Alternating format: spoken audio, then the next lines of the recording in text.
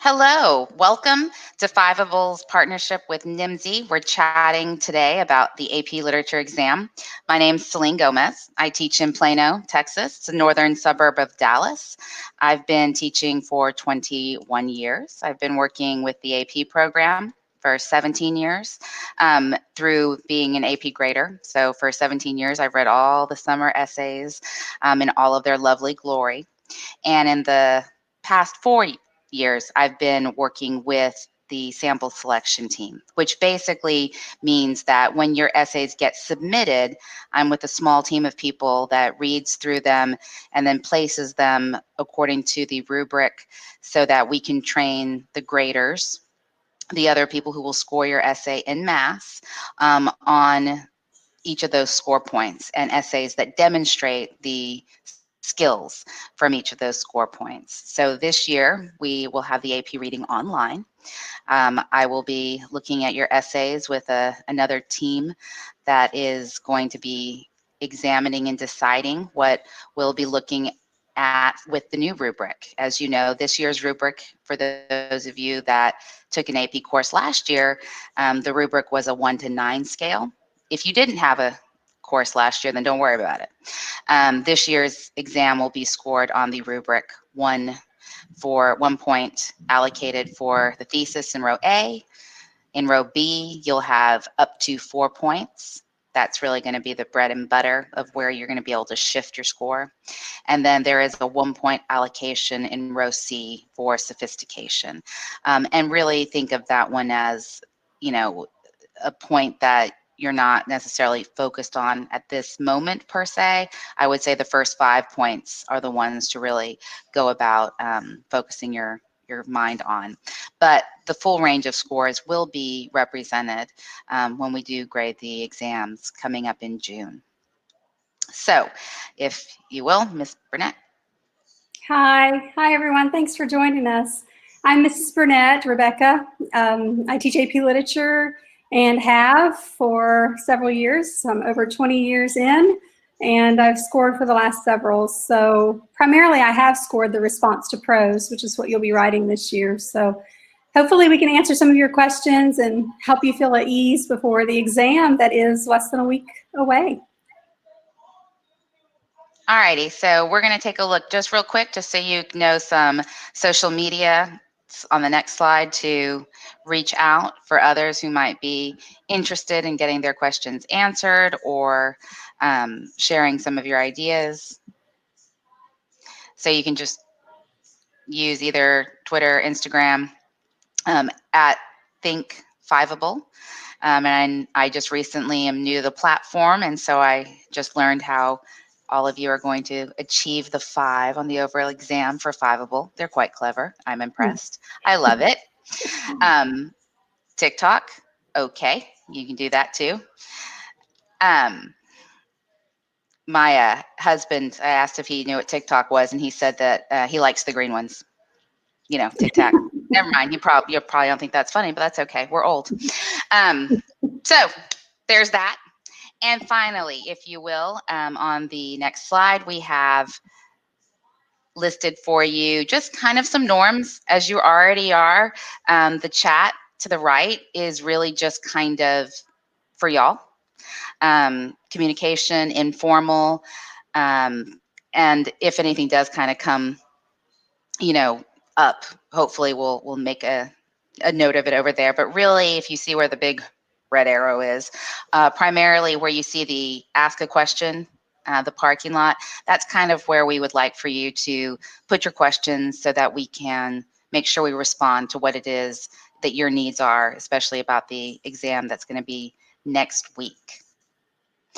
And again, with everything else, you have the capability to respond to people via the chat, to respond even via the question section, and to share kind of what you know. So go ahead. We're ready. Questions? We're here to help you. So whenever you're ready, we're ready.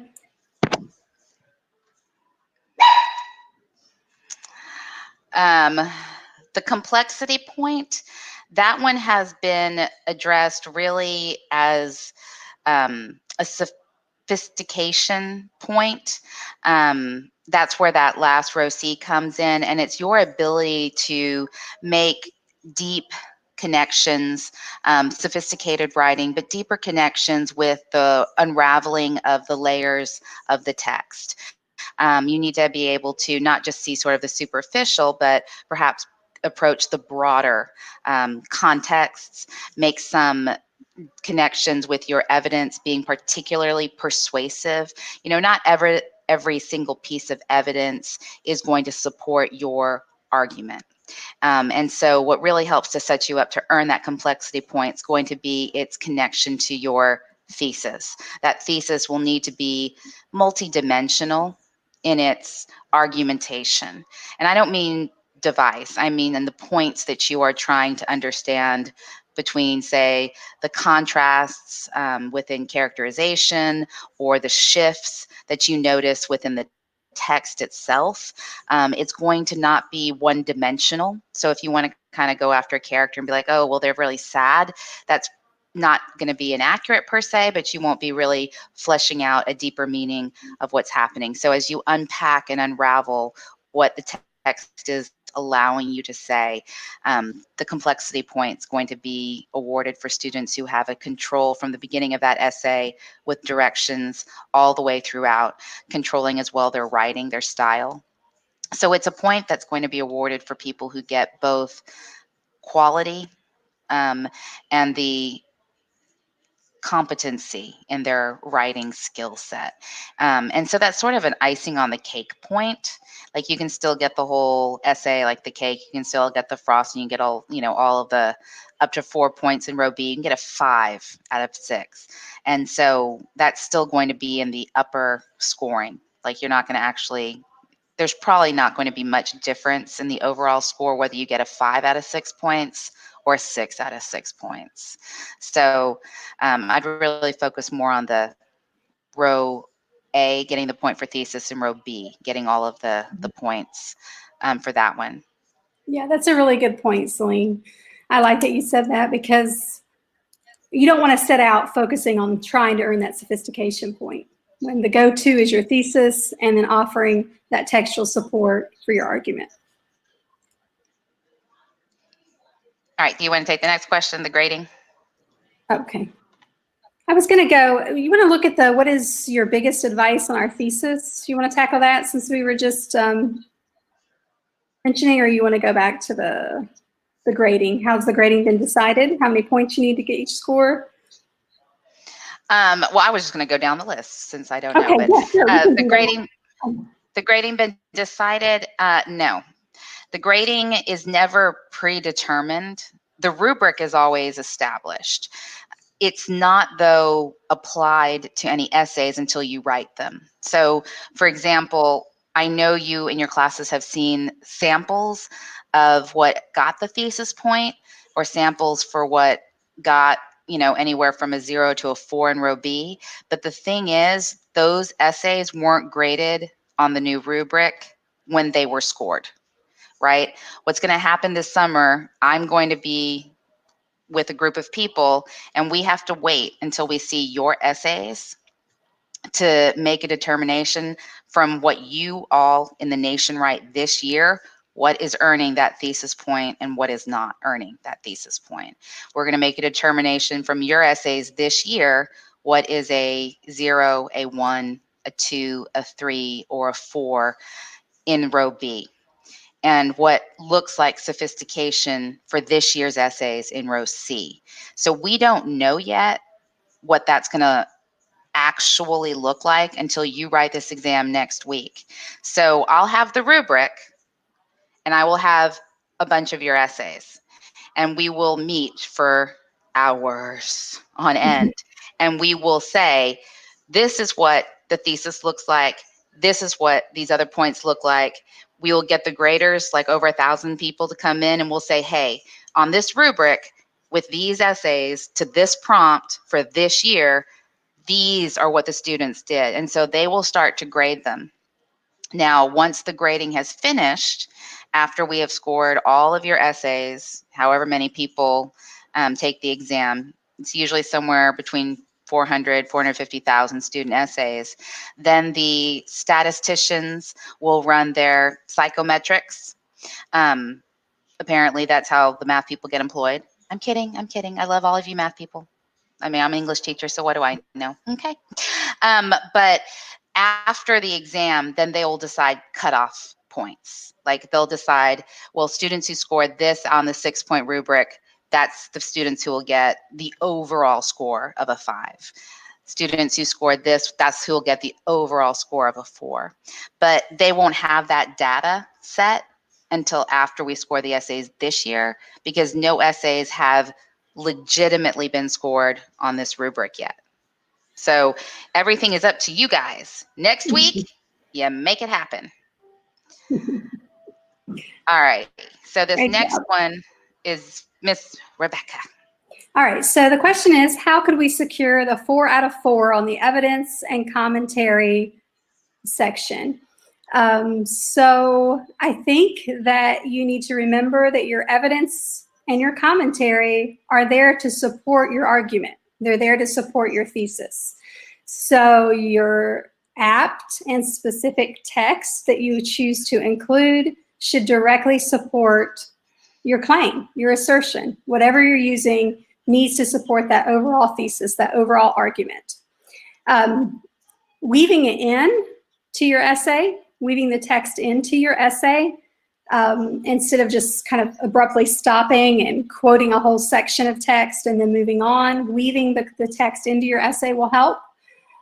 Kind of a rule of thumb, at least 2 lines of commentary, 2 lines of analysis for every bit of text that you choose to include. So your commentary is you commenting on the text that you chose and how that supports your argument. Celine, is there anything else you want to add to that? No, I think it goes right with the question above it. What differentiates a 2, a 3, and a 4? I'll say this, that a 0, a 1, and a 2 are essays that do not have a connection between the thesis and their body paragraphs.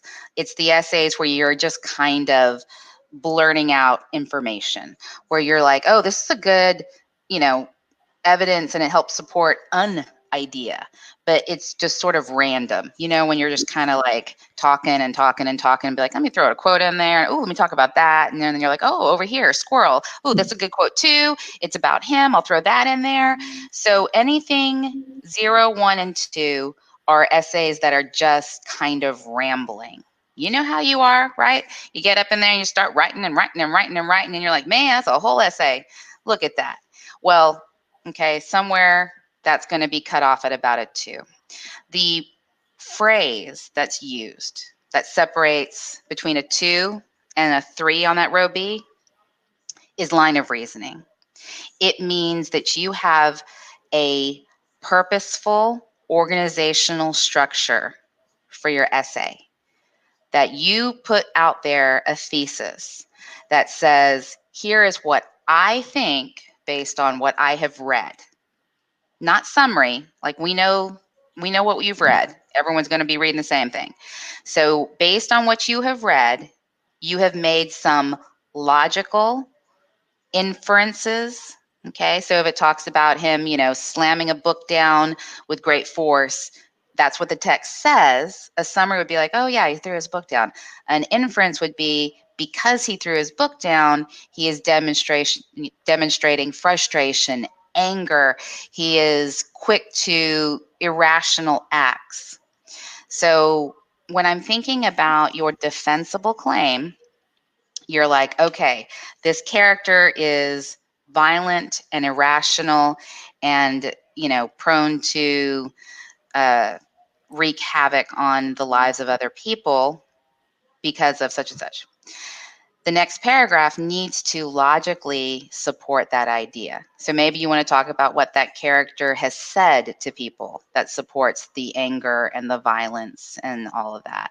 Well, what would be next? Maybe it would be what the character has done. You talk about physical actions, or you talk about interactions. Like there should be, if I was to look at your essay, and I call it a reverse outline, okay?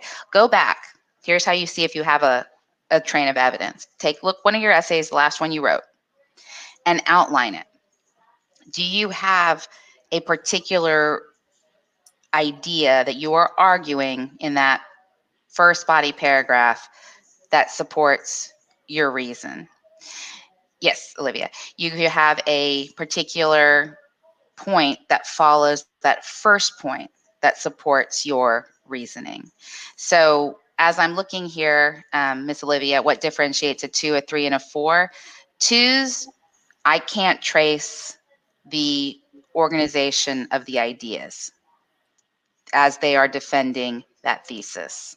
If you have a 3, it means your organization of your essay makes sense in pushing along your defensible interpretation of what your task was in the prompt.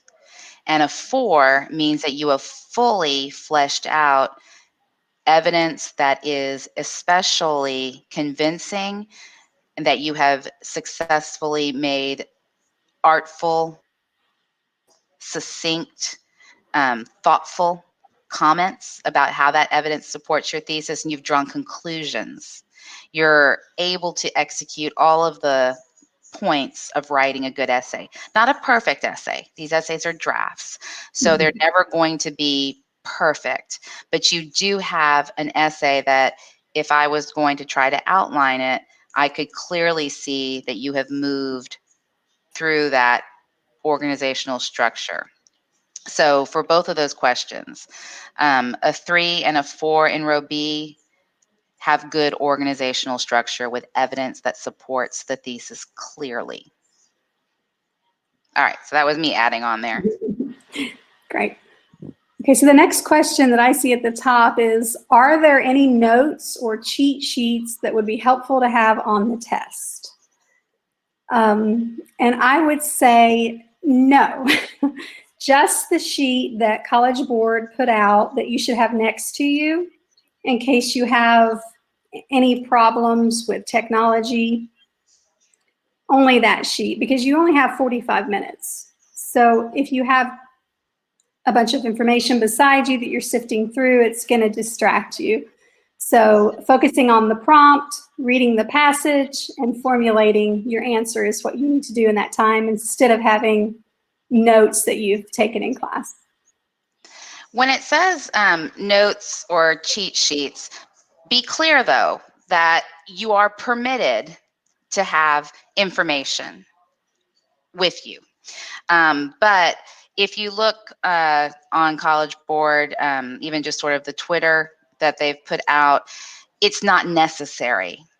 They've not given you anything that is something you can just Google and look up. What you can do, and I would suggest, is if your teacher has provided you with any suggestions, print those out. If you have watched any of the College Board videos or any of the chat, the live streams here on Fiveable, and you've taken notes, print those out. Keep those with you.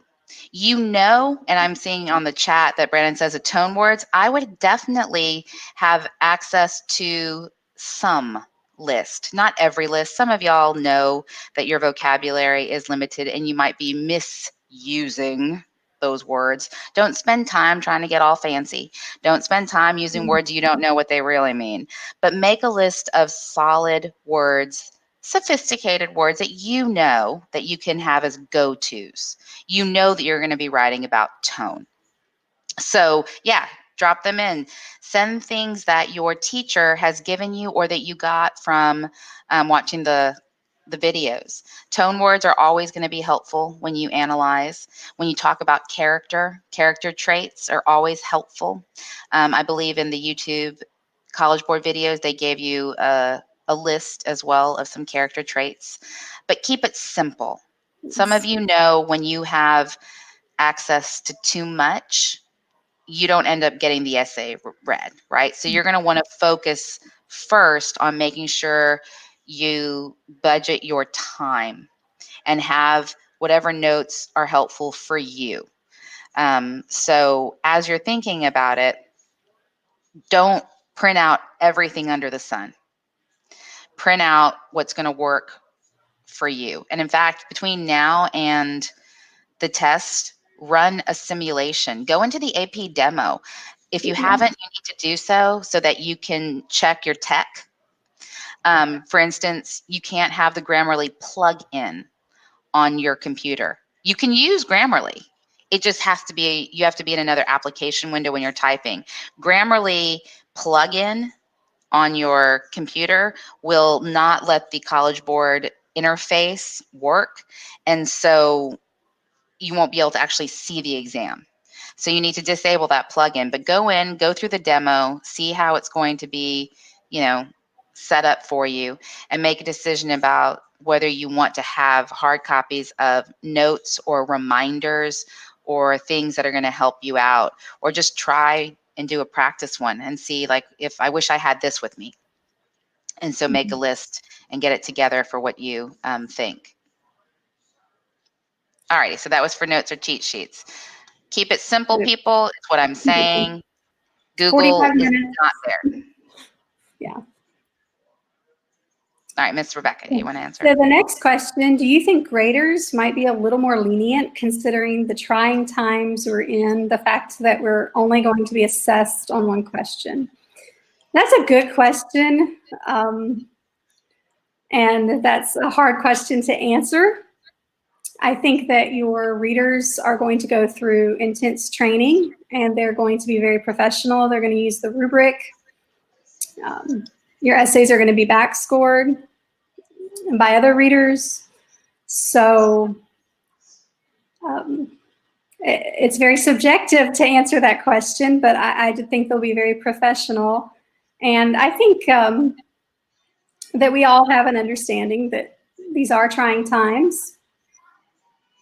But still, we're going to adhere to that rubric and look for the evidence that's being asked from you on the rubric.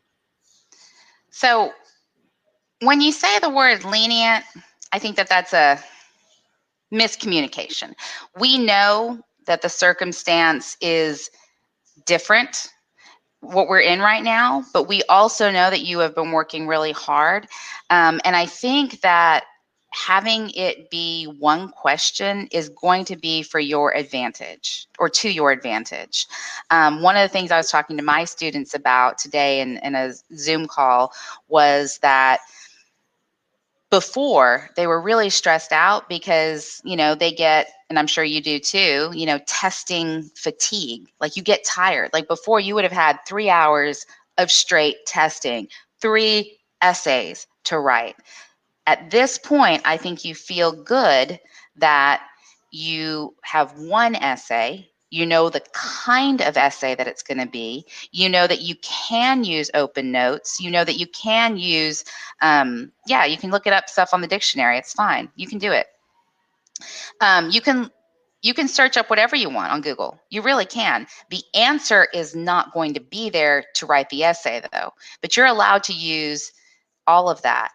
College Board released, I have it and I'll put it in the chat here in a minute, just today, a quick video of what you can and can't do. But you are able to do stuff, you just can't cheat. Cheaters, beware, right? And I'll post the thing and you can just watch a quick blurb about what to do and what not to do. But graders are going to be fair, that this is always just a draft. We know that you're under pressure always, and all the years prior. We are going to support you for what you've done well.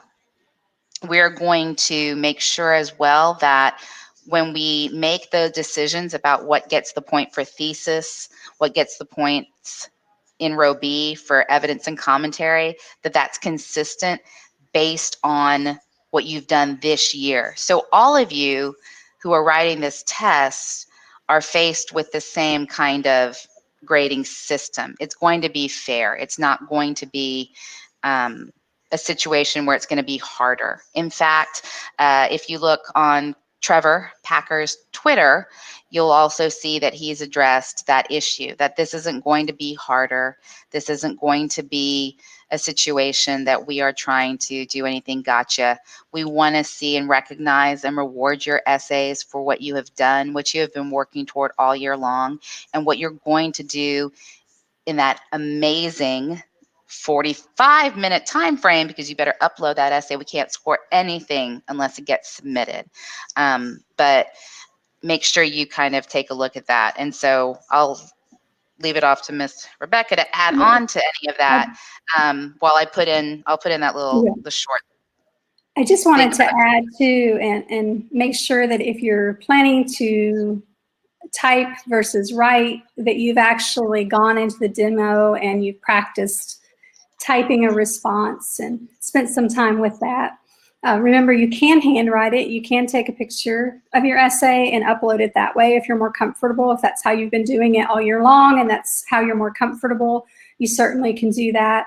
But typing it, of course, is an option. And just make sure that you've practiced and honed your typing skills a little bit before next Wednesday by practicing on some of those response to prose practices that your teacher has uploaded, or maybe you've been watching the College Board videos and they've given a couple of practice ones as well.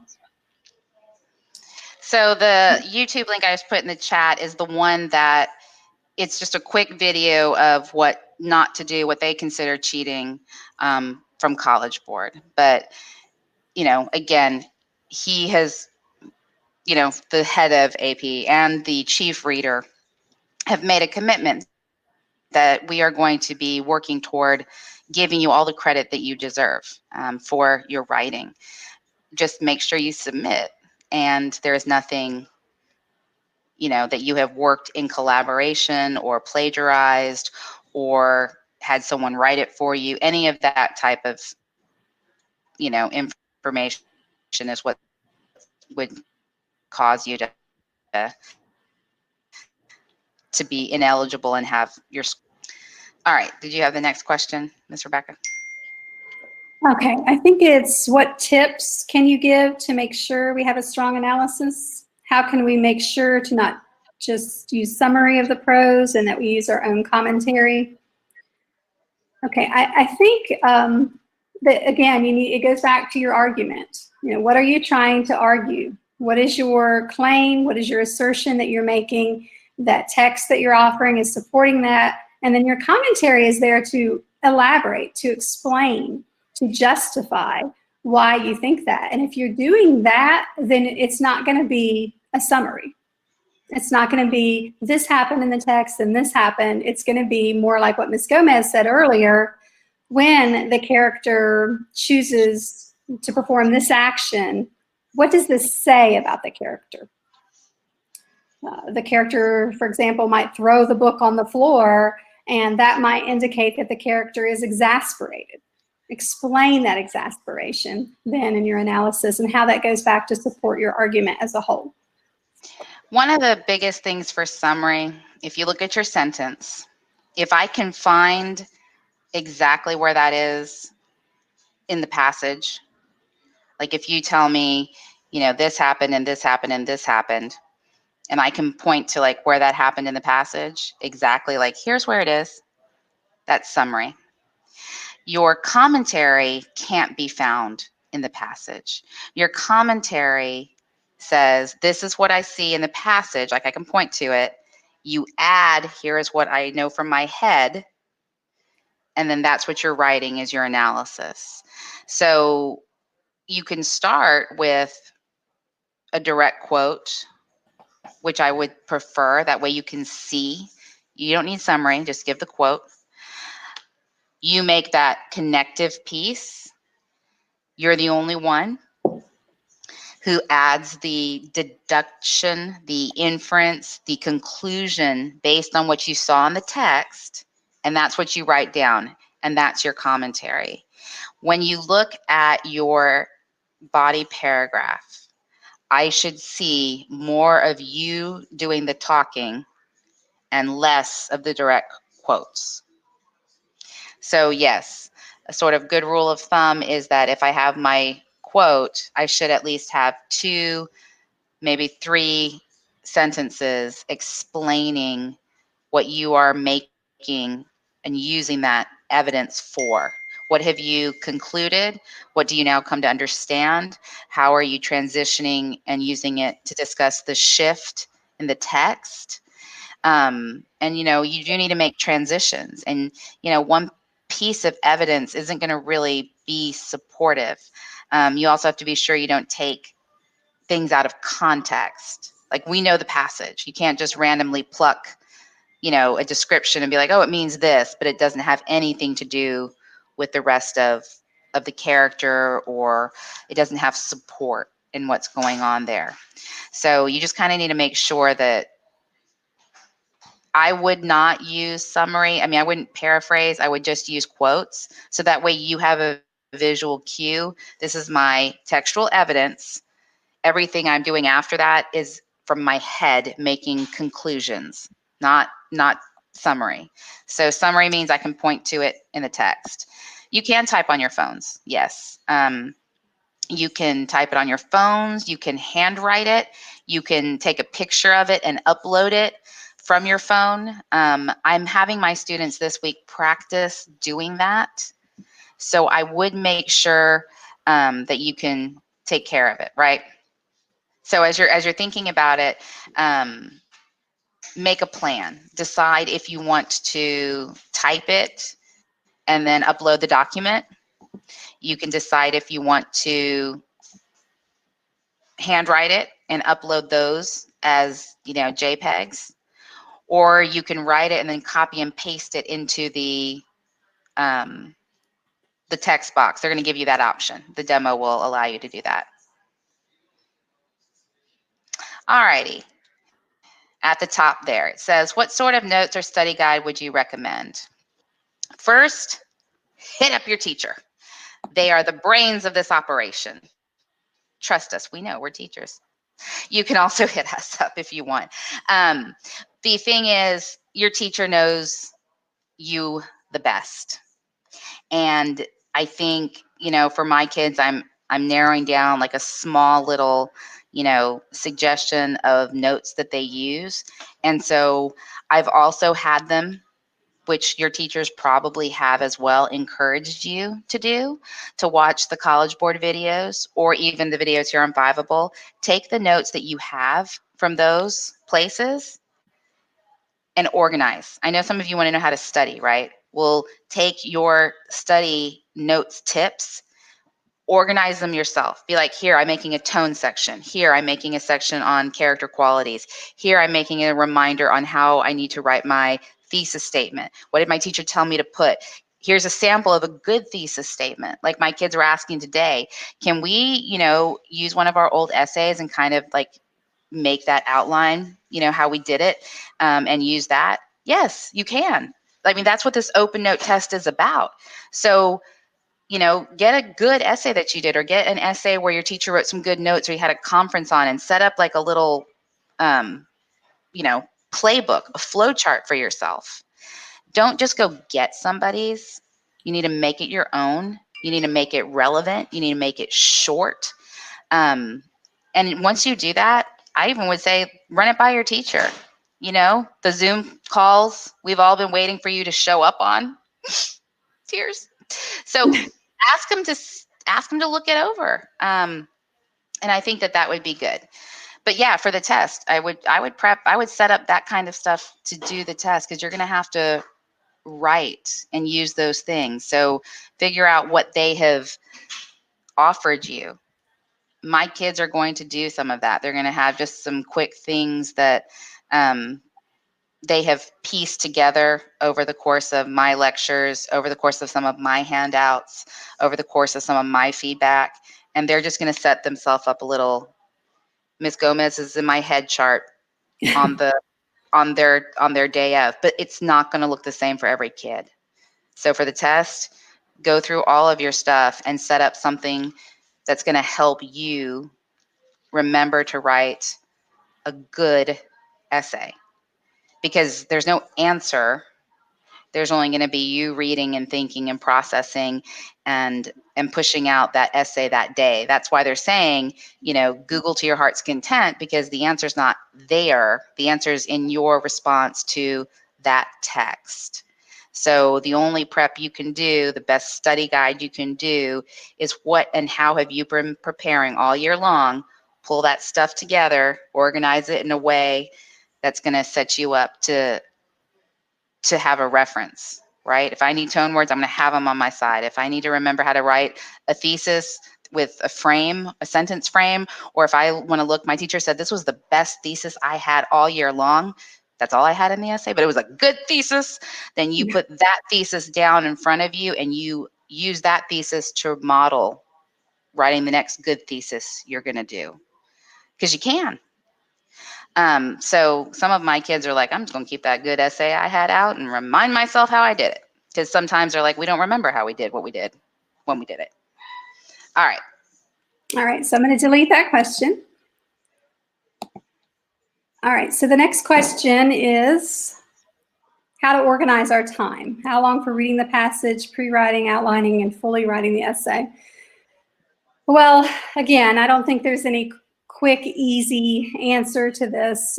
It's very important that you understand the prompt and that you know exactly what the prompt is asking. And it's also very important that you give yourself plenty of time to read the passage and look for what the prompt is asking. So annotating as you go is really important. So maybe you could just in the margins jot down some notes about how you're going to implement those points in your essay. In my classroom, I usually tell them, 10 to 15 minutes on the reading the prompt, reading the passage, and then the rest of the time, 30 minutes on crafting your essay. But again, I don't think I can tell any one student to do that formula. I think it depends on the student and how quickly they can process the passage that they're closely reading and how quickly they can organize their thoughts. Celine, do you have any thoughts on that? I think that this year is offering you an amazing opportunity. You get 45 minutes this year to write this essay, and you get 5 minutes to upload it. Remember, it has to be uploaded. That's if I were you, make sure you do not put that timer off screen. Let that timer stay on screen. It's going to, in the demo, you'll see it. There's going to be a countdown timer for you. In the last 5 minutes, it's going to turn red. When it turns red, you stop writing. Just, it's over. It's done. We know that you might not complete your entire essay, but at least if you put that essay in, or even for any of your other exams, you have to get them submitted. So we can't grade anything if nothing's been submitted. So when you see the red, the timer, you start switching over to getting it submitted. So that's 5 minutes of the 50 that they're giving you for this year. So you have 45 minutes this year to plan with. Yeah, when it gets red, you got to go. So just stop, be like, done. Now, 45 minutes. I told my kids, most of you will knock out a solid, fully fleshed out essay. You can in 30 minutes.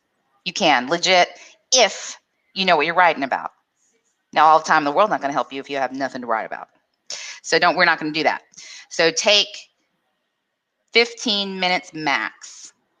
Because remember, you have 45 minutes to do the writing before the red happens. So 45 minutes. Keep 30 minutes for writing that essay. So that gives you 15 minutes to play with. In your mind, take the first 15 minutes, read the prompt. They're going to give you background information, context, like kind of what's happening, circumstances. They'll give you information about the character or the setting or, a conflict. They're going to set the stage because the passage is not a complete story. So they're going to tell you some good information that you need to think about. But they're also going to tell you what you have to write about. They're not telling you what to write, but they're telling you what topic you have to write about. So reading the prompt, that should take you maybe 2-3 minutes. Figure out what info they're giving you. and then hit that the passage. Here's the problem, and don't flip out, but figure it out. The passage is going to be online. You cannot copy and paste that passage. College Board, for restriction purposes, is not going to let you manipulate the text. So the only thing you can do is good old paper and pencil if you're writing down notes for yourself. Again, you can't copy and paste anything. Like if you want to use a quote, you're gonna have to type that quote out. So you need to keep that in mind. If you have a printer, many people don't, right?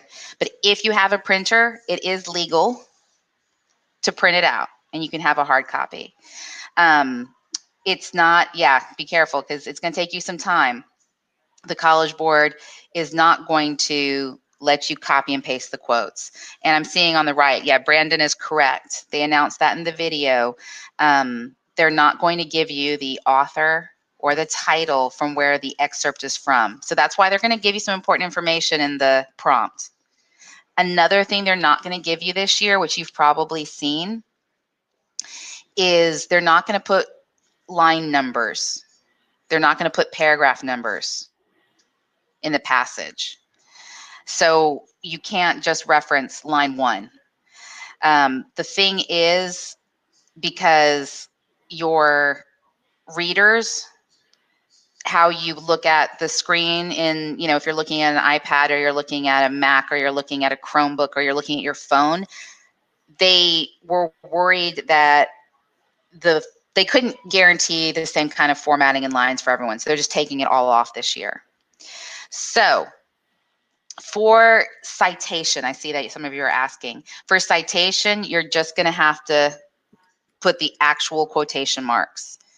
And you can put, if you want, paragraph 1. Or you can just put like quotes, say paragraph 2. Or honestly, you don't have to put anything. You can just put the quotes around it. And the quotes are going to tell your readers for this year that it's a direct quote, and we'll be able to see it. We'll be able to know. But you don't have to worry about being like the line numbers. So organizing your time. I'm still on that question. I'm going to finish. You people have probably figured out right now I'm a yappy human. So number 1, up to 15 minutes preparing to write the essay, so that you know what your thesis is going to be. We'll know how you're going to organize your essay. And then 30 minutes, you get busy to writing it. That'll take you to 45 minutes. And the last 5 minutes, you upload. So organization, 15 minutes planning, pre-planning, 30 minutes full out writing. Last 5 minutes, when it hits red, and get out of there. You done. Fini. All right. On to your next question, Miss Rebecca. All right, deleting this question. Okay, the next question. What is your biggest advice on our thesis? Okay, so this is the most important part. This is the argument, and this needs to be clear. I tell my students we need to make sure that we're very precise. We need to avoid vague generalities. We need to make sure that we're answering all parts of the prompt, and that it is a defensible claim. Okay, this is where 1 point comes from, but it's hard to get the full 4 points if you do not. You have to have a thesis, a strong thesis. We have a sample prompt that we can look at.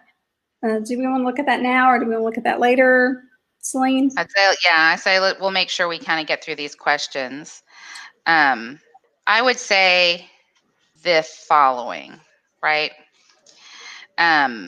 You're going to, I don't even know if you can see it. You're going to have the topic from your essay that's given in the prompt. Character, setting, 2 characters. So that's in the prompt. Then you're going to add a defensible claim. What do you think about the character and the setting, or the characters, or the 2 characters in conflict, or the 2 brothers and sisters, or the sisters in the family, or whoever's acting this way? So you'll see the topic. That's going to be in the prompt. And then you're going to give your idea about it. But you need to make sure that you use complexity. So I would say that you have, for your thesis, make sure that you have the topic from the prompt first, like if they give you a character, characters, and then you give your, and I'm going to type it in the chat, interpretation claim that includes the complexity, using yet, but, and. So when you're thinking about this, for you getting started, this biggest advice in your thesis, from the prompt what you're supposed to be looking for, right? I'm looking at The Rise of Silas Lampin, this year's 2019 prompt. Probably all of you saw it. Or you can look it up easy. It was about two girls, characters, Irene and Penelope. And it said, talk about their complex situation in their family and society. So Irene, Penelope, family, and society. Those are going to be my topics from the prompt. I need to say something about those girls and society and their family. Mentioning those girls is just the topic from the prompt. When I make a defensible claim, I am saying something in my mind about Penelope and about Irene. For instance, two siblings, they're nothing alike. No siblings are. So she is this and this, or she is this, but her sister is this. Think about the family. The family has money, but they're not in the upper super rich class, right? They're not included in everything, but they partake in some things. Why? It's complex because their social situation is by choice. So you have a lot of ways to go when you give your interpretation. And then that's your thesis. That'll get the point. But how you set up your essay, then how you want to make your body paragraphs prove what you said about her or about their family or about society. What does that mean? How is it true or not true? Those are going to be your body paragraphs, and that's going to be your line of reasoning. If you just start writing about society and old people and young people and people who seem to be judgy, then that's all Willy Wonka. It's neither here nor there. So for your thesis, I usually just make a little T-chart kind of yourself. What are on the left-hand side of the T-chart? What are the topics that you have to talk about?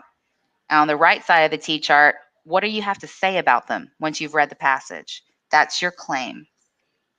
And then you can set up a real quick outline. Here's how I know that what I've said about them is true. So that's my thesis advice. Excellent. Characters are never one-dimensional, always multifaceted. So the complexity, the this, but this, the this, yet this, is really important in your thesis. Oh, okay. This next question, do you have any advice for the hook? I usually take the longest time thinking on just the hook. Also, do you have any suggestions during the brainstorming phase? Hooks scare me a little bit because, exactly like you say, kids often take a long time coming up and worrying about some creative hook to engage the reader. I'm not saying that's not important, but remember this is a draft, and remember that you have to have a clear thesis. So rather than spending a lot of time coming up with a creative hook, focus instead on coming up with a crystal clear, defensible thesis. One of the things about hooks is that it helps some of my kids get their mind started. So like I was just talking about that Penelope and Irene and family and society. Well, those are sisters, and family and society. And those sisters have different kinds of relationships. So take a minute, if you want, and think about the abstract ideas that you're being asked about. And maybe your hook can be something simple if you feel better having one. What can you say about, like, siblings in a relationship, siblings within a family that doesn't quite fit into society? So take the big topics, if you want, for your hook and put those into kind of a big, broad overarching opening statement, and then you can kind of narrow yourself down into these sisters and make your defensible claim that way. But as Ms. Burnett said, it's not something that is on the rubric, so you're not going to get penalized for not having one. It's really a thing like your preference. And as Brandon says, sometimes too, that can help you bring in some of your thematic ideas, like a thematic statement about maybe, you know, outsiders from the norm or new members of a social class.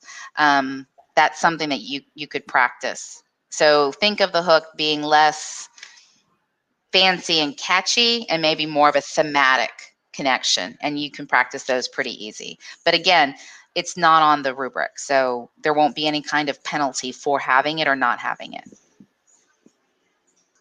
What are some adjectives y'all like to see in essays? There are no specific words that we're looking for in your writing. We're certainly looking to see that you have a way with words and that you can authentically implement your vocabulary into your writing, but there's no certain words that we're looking for as a reader. You don't want to have a list of adjectives by your side and just try to force those into your writing, for example. I wouldn't suggest doing that. We know that description is important in our writing, and you want to be thinking about how you can describe things more effectively, but we're not looking for a certain word or certain words. I put, don't just list devices, because a lot of times adjectives are being used in conjunction with a device. So for instance, if you just say common diction, it's not really a particular kind of word choice. Or if you say vivid imagery, it's not particularly specific. So I would say adjectives are appropriate when you are putting literary elements in. Yes, Rosemary, like if you have it in your thesis, don't just drop in imagery. I want an appropriate adjective that describes the kind of imagery, not multiple imagery, not many kinds, not vivid. I want something specific. I want an adjective specific to that text. Religious imagery, water imagery. Yeah, I can type an example. So I would say the other thing is for caution about adjectives and words. I know you can use on this test dictionaries, you know, online. It's perfectly fine. But some of y'all get crazy and y'all pick, you know, you drop down thesaurus, you done thesaurus yourself into a whole other meaning of a word, and it's misused. It is better to use an adjective. I don't care if it sounds like a simple word to you, you know, like not super fancy. If it is accurate in its description, that is better because it is relevant and pertinent to the passage than someone who used a thesaurus and got some fancy word and it's not actually appropriate and it's not really the right word to describe what they're doing. So for adjectives, use what you're comfortable with. Make sure it's the best word to describe what you're saying, and make sure you're not being too generic. You know, you don't need to start your essay with "in the beginning of time." Well, no, we're not in the beginning of time, people. We're in a certain time and place in this passage, and you might be able to know that. So I will, yeah, I'll put in your. Oh, that's the next question is about the devices. Yes, so you can do that one. Zachary has a great question in the chat too. So since most of these questions ask about literary devices, do you guys as graders know literary devices we must mention in order to earn a certain number of points? And then Zachary's question is really good too. No, there aren't any literary devices that you have to mention to earn points.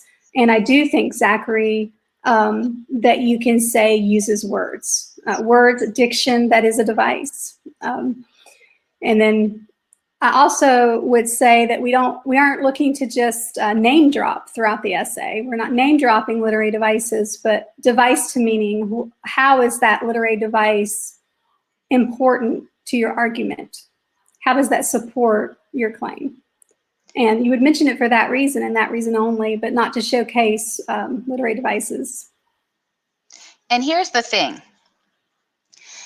All of the prompts, like every question 2 in history, has asked you to look really at a device. Think about it this way. If the prompt says, look at this character, Penelope and Irene, you're looking at characters. What's an element of fiction? Character, characterization. So even if I didn't say, I'm analyzing the character, which you probably would, right? You were looking at Penelope and Irene. You're analyzing character, characterization. If you say Irene and Penelope don't agree, even if you didn't say it, what's the term? It's conflict, right? We don't talk that way. I don't say the conflict is. I say Penelope believed this while Irene believed that. I know as a grader, you're talking about conflict. I know that's a literary element. I know you're talking about characters. I know when you give me a direct quote, that's why I suggest direct quotes, that you are giving me, like you said, the words. You're giving me examples of some kind of diction. By definition, it's quotes. Those are actually words. Most of the quotations that you're giving me are, even if you don't name them, they're usually imagery. They're usually connected to tone. Mm-hmm. So most of my students, and even if we're looking at bigger ideas, that's theme. You don't have to say it.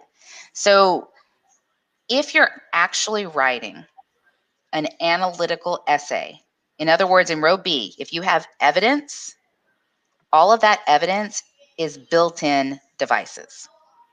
You can name it. You can. You can, But yeah. the important part is that you tell me what it means. So even if I said, the sun symbolizes happiness, or I said the sun is happiness, whether it's a symbol or it's a metaphor, I don't care. The direct quote about, the sun shone brightly, and then I say for my answer, the sun is happiness, it's important that I've talked about what it meant, not that I labeled it as a symbol or I labeled the quote as a metaphor. It's more that I had the quote and explained what it meant. Can you label it? Yes, but you have to go further than just labeling it. Mm-hmm. On the rubric, though, it says we need to see evidence of support. And it says 2 or more literary devices. But like I said, if you're quoting and you're analyzing what you're supposed to, it's going to be built in a good essay. So it's up to you to mention them. It's up to you to not mention them. There's no checklist. There's no checklist. And each of you are going to write it differently, and that's what makes it interesting. And so the next question just kind of goes off of that too, about vocabulary not being that great. And yes, you will still get a point if you explain the device without truly mentioning the actual name of the device. So we can delete those. All right, and it's almost time for us to go. I know that there may be follow-up questions. And just the next question, will there be 1 or 2 free response, but just 1? Just a response to prose. Okay, so I meant to give you a sample of what not to do, and I'm going to show you. I'll type it in the little chat real quick. The characters are complex through diction, tone, and significant shifts. All right, you can't do that. Like, you need to tell me what the complexity is about the character, like what about him, and through diction, tone, and shifts, that's just vehicles. I need to know what's significant about the complexity. That's not defensible. That's accurate. Okay? Yeah, your modifiers. So when we said adjectives, don't be getting crazy. Use appropriate ones. Use specific ones to that passage, and make sure you really make a claim. Like saying they're complex isn't a claim. I want to know what about them. And your evidence can't just be generic. Like that statement isn't really a defensible thesis because it's made up and it doesn't apply to anything. You're going to be reading a specific passage for a specific purpose, and to get that across. But yes, it is 7:01. We love you. Thank you all. We hope we helped. You'll do great. Love you. You'll do great.